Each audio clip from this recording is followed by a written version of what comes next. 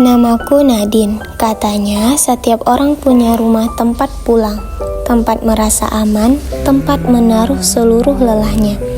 Tapi aku hanya tembok yang menjadi saksi teriakanku. Aku punya seorang adik. Dia polos, lucu, tapi juga berbeda. Orang bilang dia punya gangguan, tapi bagiku dia adalah potongan kecil cahaya yang tersisa di hidupku.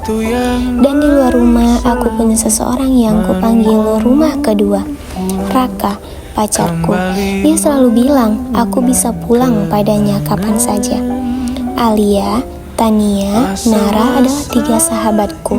Mereka mengisi ruang kosong yang tak pernah bisa dipenuhi keluargaku. Aku Nadine, dan ini ceritaku. Adik Nadine duduk sendirian, memeluk perut dengan piring kosong di depannya. Suara pintu depan terbuka. Ayah masuk, masih dengan jas kerja, wajah lelah. Lalu melepas jas, menatap anaknya. Kenapa kamu masih di meja makan? Sudah malam loh, Dek. Aku nungguin makan ya, perutku lapar. Ibu belum masak, katanya mau keluar dulu sama temannya. Ayah hanya terdiam, menatap meja kosong, hanya ada segelas air. Di luar, ibu pulang bersama teman-temannya, saling berpamitan dan tertawa. Oh iya, Jeng, aku duluan ya. Oke, Jeng, see you next time. Bye. See you, bye-bye. Tiba-tiba terdengar suara pintu terbuka lebar. Ibu masuk dengan beberapa kantong belanja mewah di tangannya sambil tertawa kecil dengan gaya anggun. Capek sekali. Tadi ada diskon tas baru, untung aku cepat. Kau tahu ini sudah malam. Anakmu kelaparan menunggu di meja makan. Ah Tuhan, ayah kan bisa pesan makanan, jangan semua ditaruh di pundakku. Aku juga butuh hiburan tahu, hidup bukan cuma urus dapur. Bukan soal masak atau tidak masak. Kau bahkan tidak pernah peduli. Rumah ini kosong, dingin, karena kau lebih sibuk dengan pesta dan belanja. Dan kau pikir kau lebih baik. Kau bahkan jarang pulang, sibuk kerja, sibuk bisnis, sibuk uang. Kalau bukan karena aku, siapa yang buat rumah ini tetap terlihat mewah? Suasana pun memanas. Adik menatap kedua orang tuanya dengan mata berkaca-kaca. Lalu Nadine keluar kamar dengan wajah lelah dan sedikit berantakan. Ia berhenti di pintu menatap ibu dan ayah yang sedang bertengkar. Jadi, ini rumah kita, meja makan besar, tapi nggak ada yang dimakan. Rumah megah, tapi kosong dari rasa pulang. Nadine! Jangan ikut campur urusan orang tua.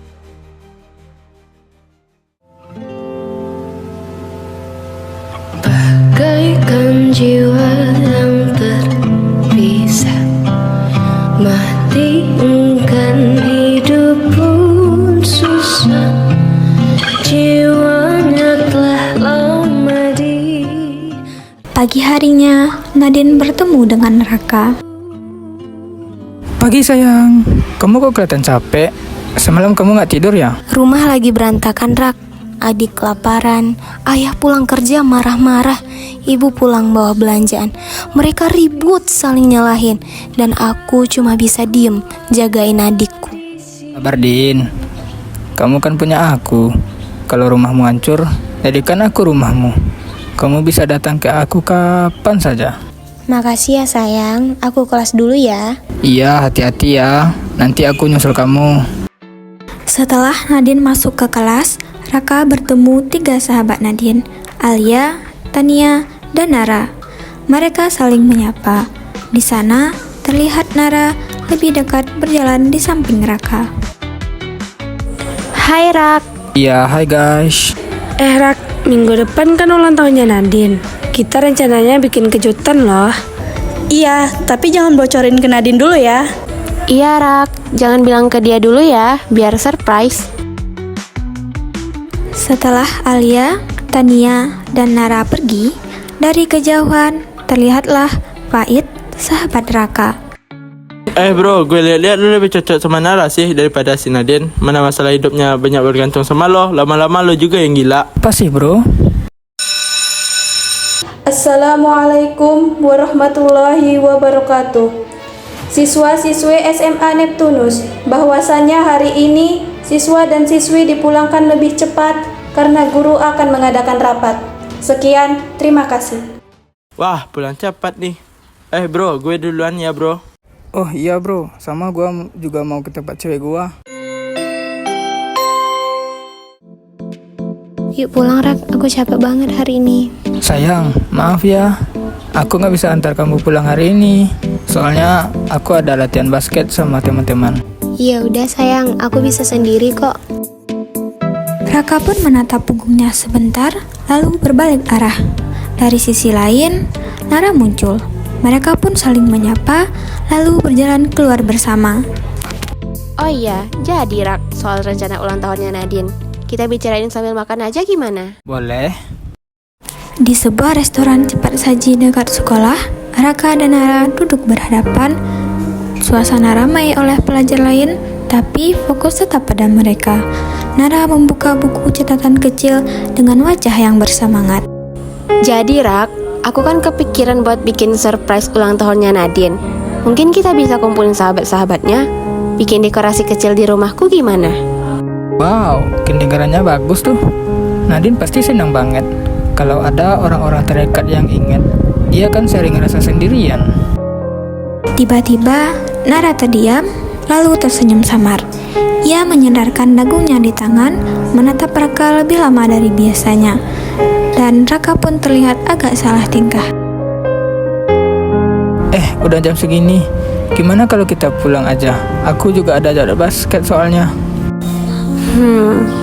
Ya udah deh. Bye-bye, sampai jumpa besok ya. Di ruang makan, terlihat ayah dan adik duduk bersama. Sedangkan ibu mondar-mandir dengan wajah marah. Aku nggak tahan lagi, semua ini sia-sia, semua berantakan dan kamu malah main belakang bersama perempuan lain. Kamu jangan asal ngomong. Aku kerja pagi sampai malam untuk keluarga ini. Kalau aku ngomong sama kalian perempuan, itu urusan bisnis. Bisnis? Jangan bodohin aku lihat sendiri pesan-pesan di HP kamu. Jangan salahkan semua padaku karena kesalahan dirimu. Kau kira aku gak tahu kerjamu di belakangku? Ibu dan ayah saling cekcok dan saling menuduh. Tiba-tiba, pintu depan terbuka. Nadine baru pulang dengan wajah letih. Ia berhenti di ambang pintu, kaget melihat suasana panas itu. Adek pun langsung berlari ke arah Nadine, memeluk erat sambil menangis. Mbak, aku takut. Tenang ya dek, kakak ada di sini. Meski rumahnya hancur, kamu gak sendirian dek.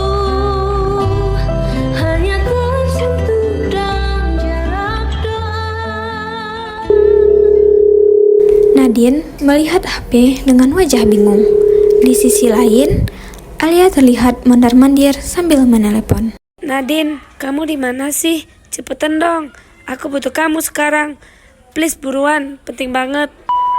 Kemudian Nadine buru-buru menemui Alia. Sedangkan Alia, Tania, Raka, Nara, Faid, dan beberapa teman lain sudah sibuk menyiapkan kejutan. Suasana pun heboh, tapi tegang menunggu Nadine. Kok Nadine lama banget sih? Katanya udah di jalan, tapi nggak datang-datang juga. Udah Al, dia pasti datang kok. Kita siapin aja semuanya biar pas dia masuk langsung surprise. Iya, Nadine tuh bakal senang banget kalau dia lagi banyak pikiran. Kejutan ini pas banget buat dia. Oke guys, begitu Nadine masuk, langsung nyanyi rame-rame ya. Jangan fales, malu-maluin banget. Pintu pun terbuka. Nadine masuk dengan wajah cemas, lelah, tapi kaget. Happy birthday Nadine. Ya ampun, kalian beneran nyiapin ini buat aku. Iya dong Din, nikmatin dulu hari ini, lupain dulu semua masalah di rumah. Makasih banyak teman-teman, kalian baik banget sama aku.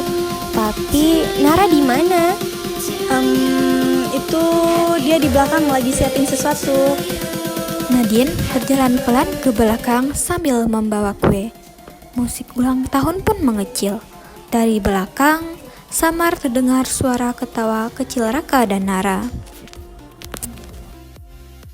Raka dan Nara tampak berpegangan tangan sambil tertawa kecil. Nadine yang melihat langsung berhenti, matanya melebar, goyang di tangannya jatuh, dan lilin pun padam. Aku bisa jelasin, Din. Sumpah, Din. Lo nggak perlu jelasin apapun ke gue, Raka. Gue udah tahu bagaimana sikap lo selama ini. Sekarang juga lo pergi, Raka. Pergi, gue bilang pergi. Ini tapi hatiku bersamamu. Bukan maaf yang ku minta, tapi peluk yang ku lupa. Ini cerita tentang rumah yang berbeda dan berjarak jauh, hanya tersentuh dalam jarak doa. Ada hati yang ku jaga, namamu jadi rahasia. Dalam diam kan ku bawa mendara.